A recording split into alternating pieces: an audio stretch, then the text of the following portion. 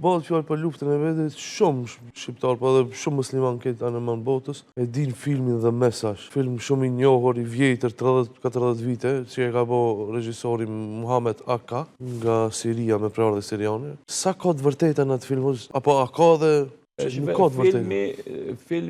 Filmi artistik që është incizu për biografinë e Muhamedit sallallahu alaihi wasallam me titull The Message, domethënë mesazhi ose porosia ose jeta e Muhamedit sallallahu alaihi wasallam, është verifikuar në atë kohë dhe në fillimin e filmit tregohet nga, do thotë, institucioni më i lartë kompetent islam botë, domethënë Azhari. Dhe sipas asaj që edhe ne kemi lexuar në librat e biografisë, shumica dërmuese e ndodhive janë sakta. Ka diçka që është diskutabile te dietarët, a ka ndodhur as ka ndodhur për një me, po sipas transmetimeve të studiuesve të biografisë së Muhamedit sallallahu alaihi wasallam, çdo gjë që është aty është domethënë e verifikuar dhe është e saktë. Faktikisht nuk ka ndonjë vërejtje për detajet që kanë ndodhur dhe domethënë mënyrat e realizimit të atyre detajeve.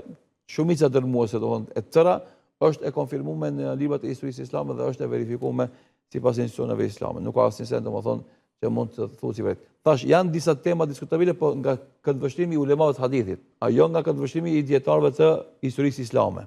Sepse ka dallim në qasje, për shembull dietarët e hadithit janë principial në analizën e çdo transmetuesit të ndodhisë. Dietarët e historisë islame nuk i japin rëndësi transmetuesve, sa japin rëndësi transmetimeve, të cilat e vërtetojnë njëra tjetrën dhe mjafton ato për me kon fakt se ajo ndodhi ka ndodhur.